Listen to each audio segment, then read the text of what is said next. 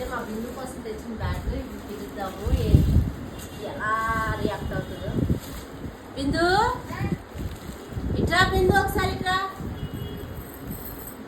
కూర్చో కూర్చో. నీకు కూడా చూపిస్తానే. ఏం చూపిస్తాను? గుర్తుపట్టి ఇదిగో ఇదిగో బ్యాగ్ చూడు ఎలా ఉంది. బాగుందా? నువ్వేనా సింగిల్లా?